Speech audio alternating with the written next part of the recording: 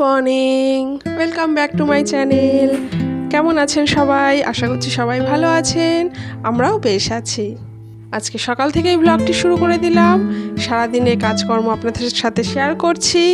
আর আমার যদি ব্লগটি ভালো লাগে তাহলে শেয়ার, লাইক, সাবস্ক্রাইব করে প্লিজ সাপোর্ট করবেন, আমার পাশে থাকবেন এবং এই জার্নিতে আমাকে একটু এগিয়ে যেতে সাহায্য করবেন। তাহলে চলুন। আর এরপরে তোজোর বাবা ডিউটি বেরোবে, সেইগুলো একটুখানি দেখাশোনা করতে হবে। রান্নাবান্নাগুলো রয়েছে, সেগুলো করব পরপর। আর এখন তো তোজোর পরীক্ষা চলছে, সেই অরন্ধনের সময় থেকে পরীক্ষা শুরু হয়েছে, এখনও পরীক্ষা চলছে, পরীক্ষা এখনও শেষ হয়নি। তো টানা এখন চলবে, মহালয়ার পর দিন গিয়ে শেষ হবে। এখন এই টানা পরীক্ষা চলবে, কোনো ছুটি নেই মাঝখানে। মানে এবারের পরীক্ষাটাতে একদম ছুটি দেয়নি, মানে খুব নাজেহাল বেচারা অবস্থা হয়েছে। তো যাই হোক, চলো পরপর কাজগুলো করতে থাকি আর আপনারা দেখতে থাকুন আর আমার সাথে থাকুন, ভিডিওটা পুরো জুড়ে আমার সাথে থাকুন। আশা করছি আপনাদের ভালো লাগবে।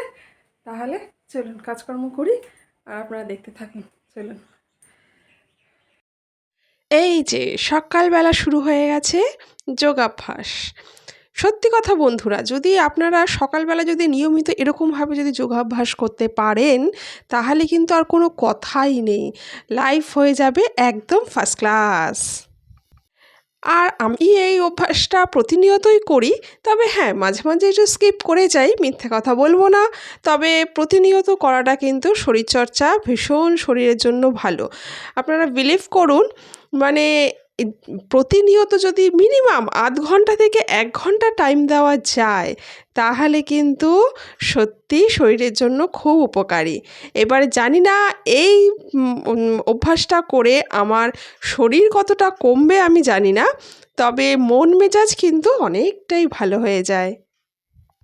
আর এর সাথে সকালবেলা যদি একটু উষ্ণ গরম জল লেবু দিয়ে মধু দিয়ে খাওয়া যায়, আবার অনেক সময় চিয়া সিড খেলেও কিন্তু অনেক উপকার পাওয়া যায়।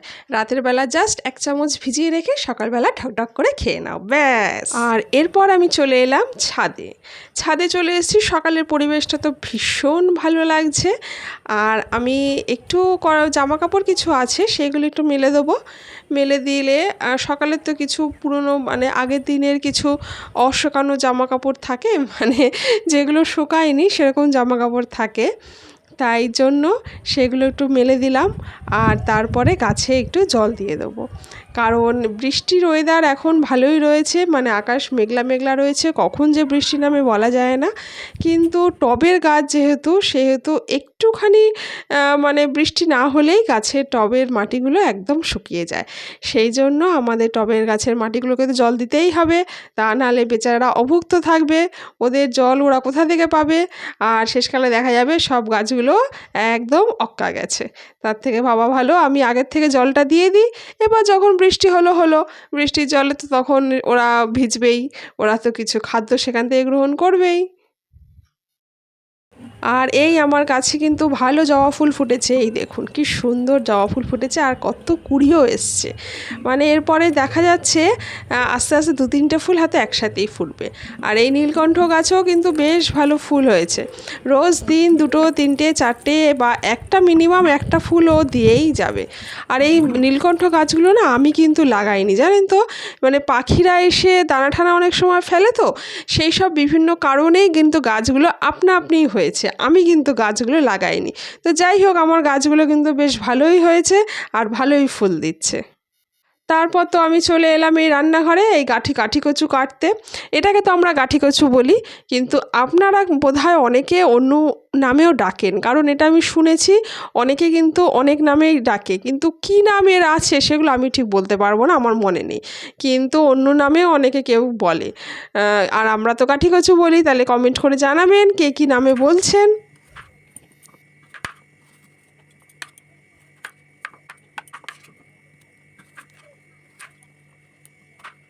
গাঠিগুলো কিন্তু খুব সুন্দর ছিল, মানে খুব ফ্রেশ গাঠি।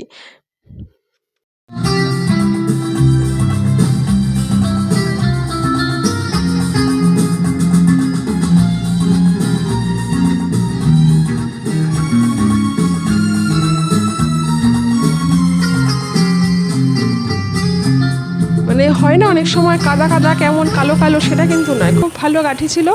আমি রাঁধুনি কাঁচা লঙ্কা ফোড়ন দিয়ে একদম নিরামিষ গাঠির তরকারি করে নিলাম, আদা জিরে বাটা দিয়ে, তার সাথে একটু ধনের গুঁড়োও দিয়েছি, দিয়ে এই যে একদম হালকা পাতলা আমার গাঠির তরকারি হয়ে গেল। তারপর একটু বেগুন ভাজা করে নিচ্ছি, আর তার সাথে করে নিয়েছি অমলেট। এই রেসিপিটা পুরোপুরি তোজোর জন্য, কারণ অর্কিদের এই অমলেট খুব ভীষণ প্রিয়, তাই ওর জন্য এটা আলাদা করে আমাকে করতেই হয়েছে। আর তারপরে একটু করে নিচ্ছি মাছের মাথা দিয়ে মুগের ডাল, আদা পেঁয়াজ রসুন দিয়েছি, এদিকে টমেটো দিয়েছি, একটু টক দইও দিয়েছি, সব কিছু দিয়ে মশলাটা ভালো করে কষিয়ে নিয়ে লঙ্কাও দিয়েছি, দিয়ে ডালটা ভেজে নিয়ে সেদ্ধ করে এই যে মাছের মাথা দিয়ে মুগের ডাল আমার তৈরি।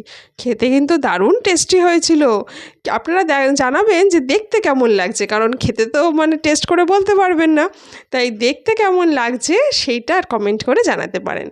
আর এদিকে রুই মাছের এদিকে একটা কালিয়া মতন করে নিয়েছি। তোজো সকালবেলায় স্কুলে চলে গেছে, আর তারপরে তোর বাবাও ডিউটি বেরিয়ে গেল, আর আমি এখন এই বাড়িতে রয়েছি, কাজকর্মগুলো সেরে নিচ্ছি। আর এখন মেঘলা মেঘলা করে এসছে না একটু, তার কারণ একটু লাইটগুলো না জ্বালালে ঠিক আলো আলো হয় না। আর ভিডিওতে তো হয়তো ঘরের মধ্যে এমনি আলো হয়ে যায়, কিন্তু ভিডিওতে একটুখানি আলো না হলে জিনিসটা ফোটে না, সেই জন্য। এরপরে তো তোজো স্কুল থেকে চলে এলো অর্কিদ, আর ওই সময়টা না একটু বৃষ্টি পড়ছিল, তাই ছাতাটাকে বললাম যে একটু মেলে দিতে, তাই ও ছাতাটাকে ঠিক করে রাখতে পারছে মানে রাখছে ঠিক করে, রেখে মেলে দিল। আর তারপরে ও একটা ঘটনা বলছে আপনাদের, যে ও সাঁতার থেকে ও প্রাইজ পেয়েছে, এটাই হচ্ছে আজকের মূল কথা।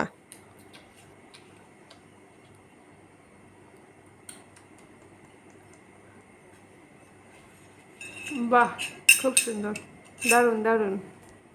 আর you happy? Yes, I'm very happy. ও খুব এক্সাইটেড, খুব হ্যাপি। দেখাবো। অর্কিড সাঁতারে একটা ফার্স্ট প্রাইজ পেয়েছে, এটা ফার্স্ট প্রাইজ, আর এইটা হচ্ছে থার্ড প্রাইজ, Bronze. দুটো প্রাইজ পেয়েছে, তাই আপনাদের সাথে শেয়ার করলাম। অর্কিড তুমি কিছু বলবে, বলো। আমি আর কি বলবো, খুব খুশি হয়েছি পেয়ে।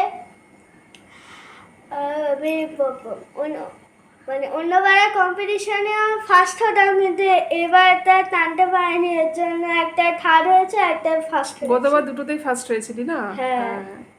গতবার দুটোতেই ও দুটো ইভেন্ট হয়, ওদের দুটো ইভেন্টেই ও ফার্স্ট হয়েছিল। এবারে একটা ইভেন্টে ফার্স্ট হয়েছে, একটা থার্ড হয়ে গেছে, মানে একটু শরীরটা অসুস্থ ছিল তাই টানতে পারিসনি। হ্যাঁ। যাক, তবু যা হয়েছে এটাই তাই ভালো, ভালো হয়েছে, এতেই উৎসাহিত হবে, নেক্সট ইয়ার আরও ভালো করে হবে।